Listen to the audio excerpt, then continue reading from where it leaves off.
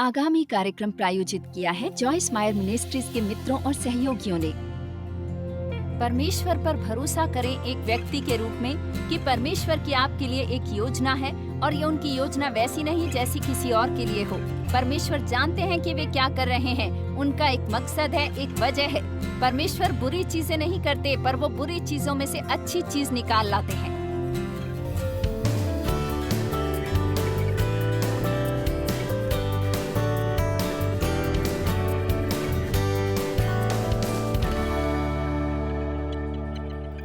मैं आज आपसे इस पर बात करने वाली हूं कि क्या करें जब आपको ठेस पहुंची हो और क्या ना करें जब आपको ठेस पहुंची हो।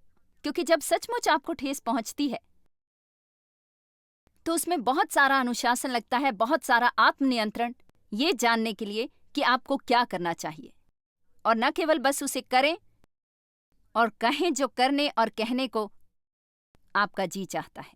वर्तमान के लिए कोई भी अनुशासन ना होना आनंददायी लगता है, फिर भी बाद में ये प्रदान करता है शांति का फल धार्मिकता में जो इसके द्वारा प्रशिक्षित किए गए हों। और आत्मनियंत्रण का मतलब है कि हम स्वयं पर काबू रखते हैं। ये परमेश्वर की सहायता के बिना नहीं होता। उन्होंने पहले से ही हमें इसे करने के लिए अनुग्रह दिया है। परमेश्वर कभी भी हमें वो करने को नहीं कहते जिसे करने के लिए वो अपना अनुग्रह ना दे। आपको बस यही करना है कि इसे ग्रहण करें और कहें, प्रभु मेरी मदद करें। मैं आज एक बयान देना चाहती हूँ, इसे बार बार कहूंगी। अगर आप कुछ और याद नहीं रखते जो मैंने आज यहाँ अटलांटा में कहा है, मैं चाहती हूँ कि आप इसे याद रखें।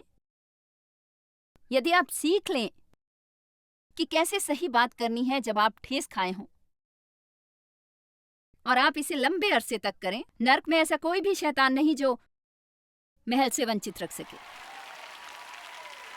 पर हमें यह सीखने की जरूरत है कि सही क्या है जब हमें ठेस लगी हो, सही करना क्या है जबकि अभी भी हमें ये गलत लगता हो। हमें सीखना है कि उसे कैसे करना है जो सही है जबकि हमारे साथ सही बातें नहीं हो रही। कई बार एक लंबे अरसे तक आपको किसी के साथ सही व्यवहार करना पड़ता है इससे पहले कि वो आपसे सही व्यवहार करे।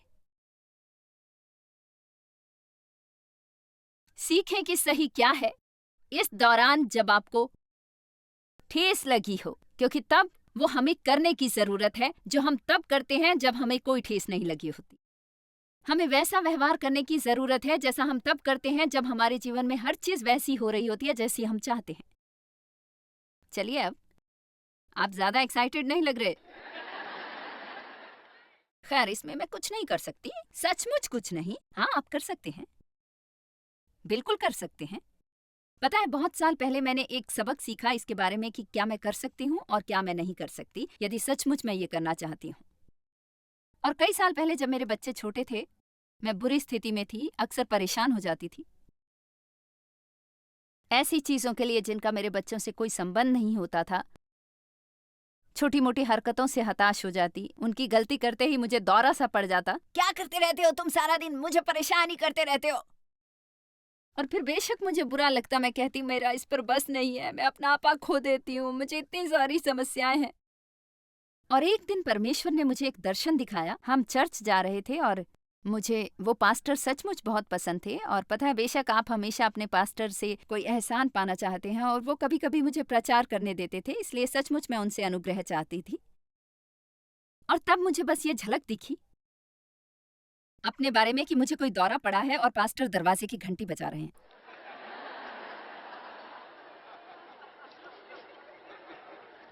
मैं आपको बताना चाहूंगी, मैं बहुत तेजी से इस पर काबू पा सकी। आपका सर चकरा सकता था। मैं जानती हूँ मैंने क्या किया होता। मैं दरवाजे तक गई होती, उसे खोला होता। Pastor, praise the Lord.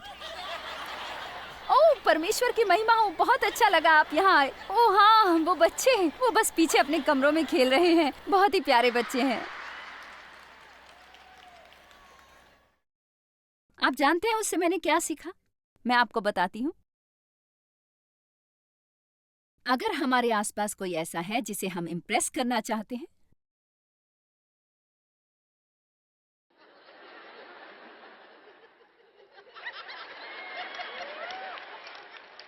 चलिए भी, क्या आप मेरे सामने वैसी ही कुछ हरकत करेंगे जो आप घर पर करते हैं बंद दरवाजों के पीछे? नहीं। ये कमाल की बात है कि कितना आत्मनियंत्रण अचानक आपको मिल जाएगा और आप उसमें काम कर सकेंगे। इसलिए हमें अपने व्यवहार के प्रति जिम्मेदार होना पड़ेगा, इसका दायित्व उठाना पड़ेगा और ऐसे व्यवहार करना बंद करना होगा जैसे ये मेरे वश में नहीं, मैं बस आप पे से बाहर हूँ। परमेश्वर ने हमें फल दिया है, ये हम में है पवित्र आत्मा के सामर्थ्य से। हमारे पास आत्मनियंत्रण का फल है और हम इसमें कार्य कर सकते हैं अगर हम सचमुच ऐसा चाहें तो। लापरवाह हुए तो पीड़ा व्यवहार पर राज कर सकती है। तो हमारे पास यहाँ 12 पॉइंट्स हैं जो मैं आप पर लादना चाहती हूँ, आप इससे निपट सकते हैं। पहला पॉइंट, जब आपको ठेस लगी हो तो बिफर ना जाएं और गुस्से में पलट कर आक्रमण ना करें। जब हमें ठेस लगी हो तो हम अक्सर अपने जीवन में कोई सीमाएं नहीं चाहते। प्रभु आशीष दे, मैं बस वो करने वाली हूँ जो कुछ भी मैं करना चाहती हूँ। अब आपको ये मिलेगा ही, मैं कुछ भी खाऊंगी जो मेरा दिल करता है। खैर, इससे आपकी क्या भलाई होगी? आपका बस वजन बढ़ेगा और फिर आप खुद पर ही नाराज होंगे। मतलब ये शैतान पर पलटवार नहीं हो रहा, ये आपकी मदद नहीं कर रहा कि आप अपने गड्ढे से बाहर आएं। ये तो उसे और गहरा खोदना हुआ। मैं जो भी खरीदना चाहूँ मैं खरीदूंगी, मैं बस शॉपिंग के लिए जाऊंगी और मैं जो चाहती हूँ मैं वो खरीद कर रहूंगी। मैं बस जो भी कहना चाहती हूँ वो मैं कहूंगी और मैं जैसा भी व्यवहार करना चाहूँ मैं करूंगी। मुझे ये परवाह नहीं कि ये किसी को पसंद आता है या नहीं, क्योंकि मैं गुस्से में हूँ। कोई समझ रहा है मेरी बात? अगर हम अपने मुंह पर काबू रख सकें जब हमें ठेस लगी हो, क्या इसी समय किसी को पीड़ा महसूस हो रही है? यदि हम उस मुंह को काबू में रख सकें जब हमें ठेस लगी हो और ना कहें कि हमें कैसा महसूस हो रहा है, पर वो कहें जो परमेश्वर चाहते हैं। चलो भाई, कोई तो चिल्लाए। वाह! जब आपका जी चाहता है कि आपको दौरा पड़े पर आप परमेश्वर का धन्यवाद करें। धन्यवाद प्रभु, धन्यवाद प्रभु कि आप मुझ पर इतने मेहरबान हैं। धन्यवाद प्रभु कि मैं अपना भरोसा आप पर रख सकती हूँ, आप पर विश्वास कर सकती हूँ। आप इस समस्या से निपट लेंगे। धन्यवाद प्रभु, धन्यवाद, धन्यवाद प्रभु।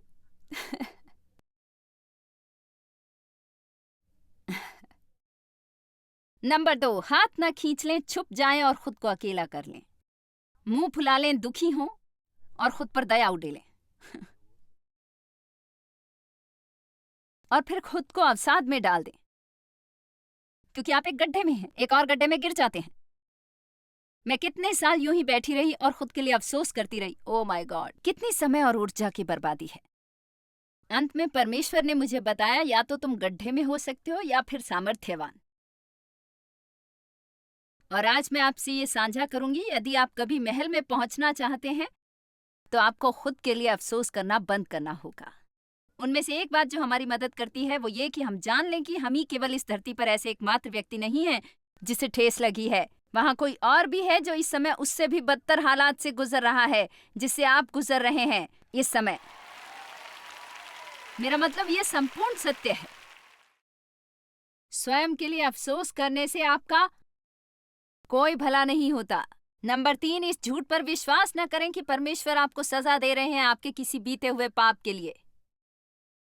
वाह! मेरे ख्याल से ये उस गर्भपात के लिए सजा है जो मैंने 20 साल पहले किया था। मेरे ख्याल से ये सजा उसके लिए है क्योंकि मैं कभी वेश्यावृत्ति में थी। ओह बकवास! परमेश्वर इस व्यवसाय में नहीं है। जब परमेश्वर हमें क्षमा करते हैं, जो वे करते हैं जब हम कभी भी उनसे ये मांगते हैं, बाइबल में लिखा है, अब वो हमारे पाप बिल्कुल स्मरण नहीं करते। इसलिए जैसा मैंने कल कहा था, परमेश्वर के पास जाना बंद करें उन बातों के लिए शोक मनाते हुए जिसे वे पहले ही भूल चुके हैं। उसे याद करना बंद करें जो परमेश्वर भूल चुके हैं।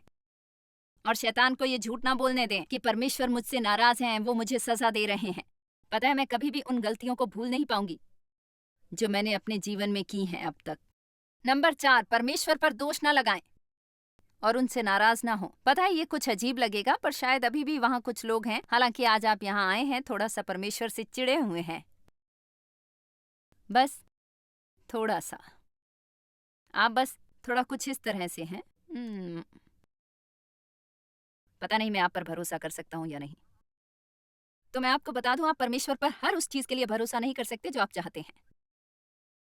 पर आप परमेश्वर से मांग सकते हैं कि वे आपको वो सर्वोत्तम दें जो आपके लिए उनके मन में है। हमारी निराशाएं परमेश्वर की ओर से नहीं आती, ये हमारी ओर से होती हैं जब हम परमेश्वर से चाहते हैं कि वो हमें वो सब दें जो हम चाहते हैं, और फिर जब हमें वो नहीं मिलता हम परमेश्वर से नाराज हो जाते हैं। पर वही एकमात्र हैं जो आपकी मदद कर सकते हैं। समस्याओं के लिए परमेश्वर को दोष न दें। नंबर 5, जब आपको ठेस लगी हो तो हार मत मानिए और ये ना सोचिए कि अब कोई और रास्ता नहीं। कभी मत सोचिए कि निकलने का कोई और रास्ता नहीं, क्योंकि यीशु ने कहा, मार्ग, सत्य और जीवन मैं ही हूं। मेरे बिना कोई भी परमेश्वर तक नहीं पहुंच सकता। नंबर 6, निष्क्रिय होकर अन्याय को स्वीकार मत कीजिए, उसके लिए लड़ें। और उस एक बात को लेकर लड़ें जिससे शैतान नफरत करता है। अब सुनिए, जब आप बीच रास्ते में होते हैं और आपको इतना दुख पहुंच रहा होता है कि आपको नहीं लगता कि आप इसे बर्दाश्त कर सकते हैं, बजाय बैठे रहने के और स्वयं के लिए अफसोस करने के, बुरा रवैया रखते हुए, तब वो भलाई कीजिए जो आप कर सकते हैं ज्यादा से ज्यादा लोगों के लिए। शैतान को हराने का कोई रास्ता नहीं है, कोई बेहतर तरीका नहीं है उसे दुखी करने का। आप में से कितने शैतान से बदला लेना चाहते हैं? ठीक है, केवल एक ही तरीका है ऐसा करने का कि आप जितना संभव हो सके भलाई करें। बुराई पर विजय पाने का एक ही तरीका है, भलाई से। हर बार जब मैं किसी इंसान की मदद करती हूँ तो मैं शैतान को मुक्का मार रही होती हूँ उसके लिए जो उसने मेरे साथ बचपन में किया था। देखिए, आप शैतान पर पलटवार नहीं कर सकेंगे उससे नफरत करते हुए। जिन्होंने आपको ठेस पहुंचाई, आप उस पर पलटवार नहीं कर सकते बुरा रवैया रखकर। आप उस पर पलटवार नहीं कर सकते उन सब से ईर्ष्या करके जिन पर वो नहीं बीत रही जो आप पर बीती है। आप पर, परमेश्वर पर भरोसा रखिए एक व्यक्ति के रूप में कि परमेश्वर के पास आपके लिए एक योजना है, और वैसा नहीं है जैसे ये योजना उनकी किसी और के लिए भी हो। और परमेश्वर जानते हैं कि वे क्या कर रहे हैं, उनका एक मकसद है, एक वजह है। परमेश्वर बुरी चीजें नहीं करते, पर वो बुरी चीजों में से अच्छी बातें निकाल सकते हैं यदि हम भरोसा करें तो। ये आपकी विजय है। परमेश्वर के लिए चिल्लाइए। अब कुछ प्रैक्टिकल चीजें जो मेरे ख्याल से बहुत ही महत्वपूर्ण हैं, क्योंकि आज कुछ हो रहा है जिसने सचमुच मुझे क्रोधित कर दिया है, और हमने कुछ सिद्धांतों को अनदेखा कर दिया है जो मेरे जीवन में किसी समय बहुत महत्वपूर्ण थे और मेरे लिए अभी भी बहुत महत्वपूर्ण हैं, पर शायद बहुत से लोगों के लिए नहीं है। नंबर 7, जब आपको ठेस लगी हो आप अपनी वचनबद्धता निभाएं।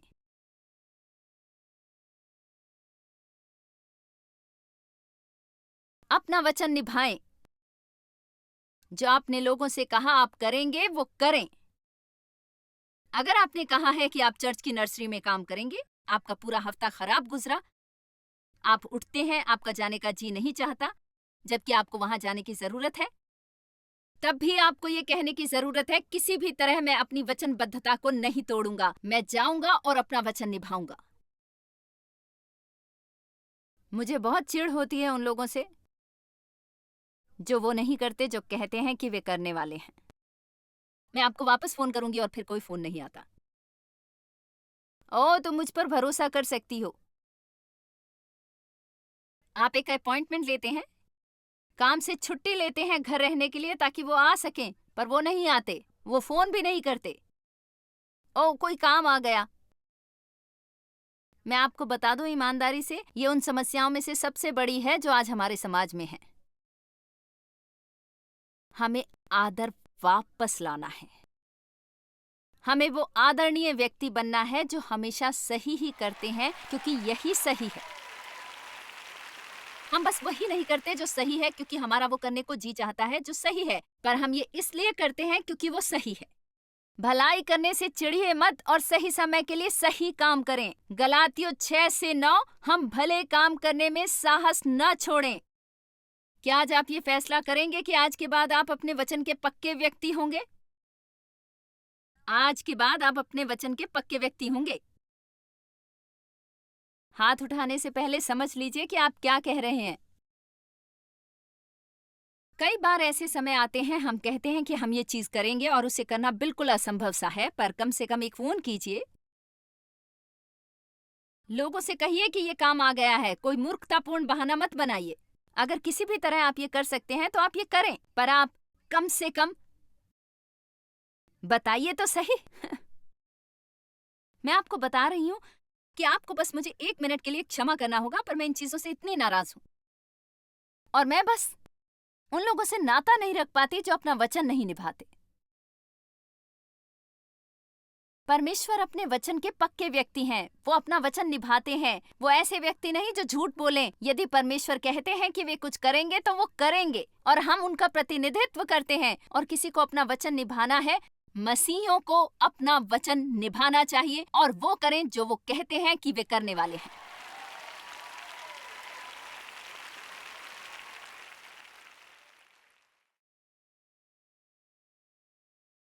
थामे रहिए अपनी निष्ठा। ऐसे ही दौरों में हम अपना चरित्र निर्माण करते हैं। ऐसे ही दौर में हम परिपक्व होते हैं। आप जानते हैं, जब आप बुरी तरह दुखी होते हैं, आपको नहीं लगता आप इसे बर्दाश्त कर सकते हैं, फिर भी आप अपनी वचनबद्धता निभाते हैं और आप वो करते हैं जो आप जानते हैं परमेश्वर चाहते हैं आप करें। जबकि आप कहीं भाग जाना चाहते हैं, बेहतर होगा आप कहें, मैं आत्मिक रूप से विकसित हो रहा हूँ, मैं बढ़ रहा हूँ, और आज के दिन के बाद मैं महल के एक दिन और निकट आ जाऊंगा। आमीन। आप गड्ढे से महल तक नहीं जा सकते बिना बीच का फासला तय किए। आप वहां नहीं पहुंचते बिना बीच से गुजरे। हम सबको बीच से गुजरना पड़ता है। और आज मैं कह रही हूँ कि आप बीच में कैसे व्यवहार करेंगे, आप बीच के फासले में कैसा व्यवहार करते हैं, ये इसी पर निर्भर करता है कि आपको वहां पहुंचने में कितना समय लगेगा। तो बेहतर है हम जल्दी से सही व्यवहार करना शुरू करें। क्या आप जानते हैं, जब आप बहुत सालों से जी रहे हों, एक लंबी यात्रा तय की हो, अब मैं पीछे मुड़कर देखती हूँ तो वहां इतनी सारी बातें हैं जो मैं समझती हूँ कि काश मैं आपको अनजिप कर सकती और ये सब ठूस ठूस कर भर देती। पता है, इनके आपके लिए कोई मायने नहीं होते यदि आप स्वयं इनमें से नहीं गुजरते। सबसे बेहतर हम यही कर सकते हैं कि हम आपको प्रोत्साहित करें कि आप हार ना मानें और ये समझ पाएं कि आप पर जो गुजर रही है। क्योंकि कम से कम अगर आप समझते हैं कि क्या हो रहा है तो हो सकता है कि आप आशा ना छोड़ें, हार ना मानें। इसलिए मैं आपको बता रही हूं, जब आपको ठेस लगी हो तो वो बेहतर समय होता है आपके जीवन में जब आपको वो करने की जरूरत है जो सही है। हर कोई जो सही है वो कर सकता है जब अच्छा महसूस करता है, पर बहुत से लोग वो नहीं कर पाते जो सही होता है जब लगता है कि हर बात उनके लिए गलत हो रही है। और पता है, मैं ऐसा नहीं कह रही कि हमारा कभी कोई दिन खराब नहीं जाता या कभी निराशा का समय नहीं आता, पर आप इन चीजों को झटक सकते हैं और जल्दी ही वापस यीशु से कदम मिला सकते हैं अगर आप सचमुच समझ सकें कि असली खतरा क्या है जब हम उस तरह की चीजों में सोग मनाते रहते हैं। मेरे पास बर्बाद करने के लिए अब और समय नहीं कि मैं खुद के लिए अफसोस मनाती रहूं।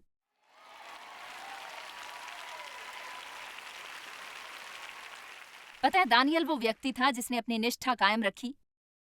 उसने परमेश्वर से किसी बारे में वचनबद्धता की थी, और जब उसे राजा के घर में लाया गया, उसे कुछ बातें करने की आज्ञा दी गई जो उसकी परमेश्वर को दी गई वचनबद्धता के विरुद्ध थी, और वो निडरता से अपनी जान की बाजी लगाते हुए भी गया, अनुमति लेकर, ताकि परमेश्वर के प्रति अपनी वचनबद्धता निभा सके। यूसुफ जब वो पोतीपर के घर में था और उसकी पत्नी ने उससे यौन संबंध बनाने की कोशिश की, उसने परमेश्वर का मनुष्य होने के नाते अपनी निष्ठा को थामे रखा और कहा, नहीं, मैं ये नहीं करूंगा, मैं ये नहीं करूंगा। और क्योंकि अब सुनिए, क्योंकि उसने वो किया जो सही था, उसे तुरंत उसका फल नहीं मिला। मैं चाहती हूँ आप सुने, उसे तुरंत ही उसका फल नहीं मिला। उसे जो मिला वो था जेल के 13 साल। और शायद आप सोचे, ये तो सही नहीं, ये बिल्कुल सही नहीं। पता है क्या, परमेश्वर उसे उस स्थान पर लाए थे जिसकी एक वजह थी जिसे केवल वही जानते थे। और इस बीच जब वो जेल में था, वो मिला एक रसोइये और पहरेदार से। और जब उन्हें एक सपने की व्याख्या करने की जरूरत पड़ी, वो ये कर पाया क्योंकि वो परमेश्वरीय मनुष्य था। और फिर जब वे वापस राजा के घर गए तो एक लंबे अरसे तक वे लोग यूसुफ के बारे में भूल गए। पर फिर राजा को एक सपना आया जिसे व्याख्या की जरूरत थी। उन्हें याद आया कि यूसुफ सपनों की व्याख्या कर सकता था और राजा ने उसे बुलाया और वो आया सही समय पर सही जगह होते हुए। कई बार हमें पसंद नहीं आता वो स्थान जहां हम होते हैं, पर परमेश्वर हमको लाए हैं सही समय पर सही जगह, एक सही वजह के कारण। कहिए, प्रभु मैं आप पर भरोसा करती हूँ। चलिए भी, कितने स्थानों पर मैं पीछे देखूं, मतलब मैं आपको उन परिस्थितियों के बारे में बताना इस समय सही नहीं समझूंगी, पर मैं एक परिस्थिति में थी। ओ गॉड, मुझे नफरत थी उससे। मतलब हर दिन मुझे ऐसा लगता जैसे मेरी जान निकलने वाली है और मैं इतनी शिद्दत से वहां से निकलना चाहती थी, पर मुझे पता था परमेश्वर ने मुझे अभी तक छुड़ाया नहीं। क्यों प्रभु, क्यों, कब प्रभु, कब? चलिए भी, पर जब परमेश्वर तैयार हो गए और बहुत सी अन्य बातें अपनी जगह सही हो गईं, फिर उन्होंने मुझे छुड़ाया और हमारे लिए सभी घटनाएं तेजी से होने लगी।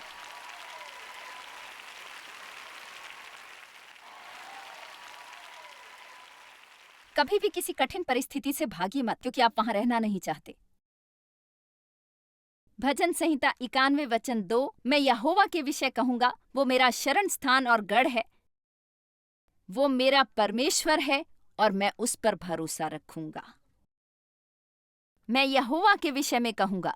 आप यहोवा के विषय में क्या कहते हैं? जब आप मुसीबत में हो, आप कहते हैं ऊंची आवाज में, प्रभु मैं आप पर भरोसा करता हूं, मैं आप पर भरोसा करता हूं। मुझे इतना दुख हो रहा है, मुझे नहीं लगता मैं इसे बर्दाश्त कर सकता हूं, पर मैं आप पर भरोसा करता हूं, आप पर।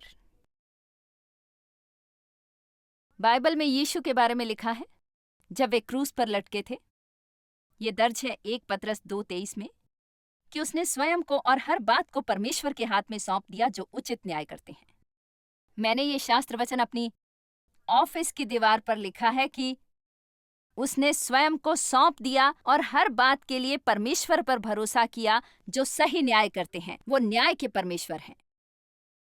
कहीं मत जाइए, जॉयस अभी वापस आएंगी क्लोजिंग कमेंट्स के साथ।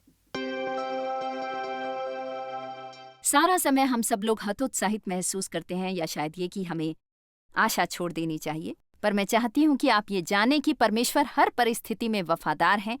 असल में रोमियो 8:28 के अनुसार परमेश्वर उसका इस्तेमाल कर सकते हैं जो आप पर गुजर रही है और उसे अच्छाई में बदल सकते हैं। इसलिए एक बात जो परमेश्वर चाहते हैं कि आप करें वो है कि आप अपना मन बना लें कि आप कभी हार नहीं मानेंगे। मैंने अक्सर कहा है कि ये मेरी सबसे बढ़िया ताकतों में से एक है। बहुत सी बातें थी जो मुझे समझ नहीं आई और बहुत सी जो इतनी बुरी ठेस पहुंचाती थी, पर मैंने ये पक्का इरादा कर लिया था कि मैं हार नहीं मानूंगी। केवल परमेश्वर का वचन ही हमारे भीतर वो कर सकता है जिसे करने की सचमुच जरूरत है।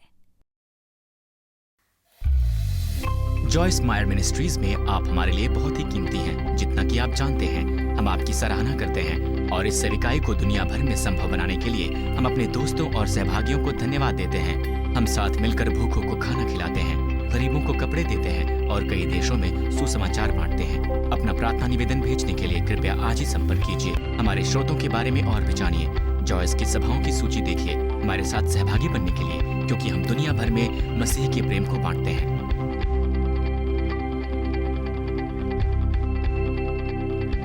इसका खर्च उठाया है जॉयस मायर मिनिस्ट्रीज के मित्रों और सहयोगियों ने।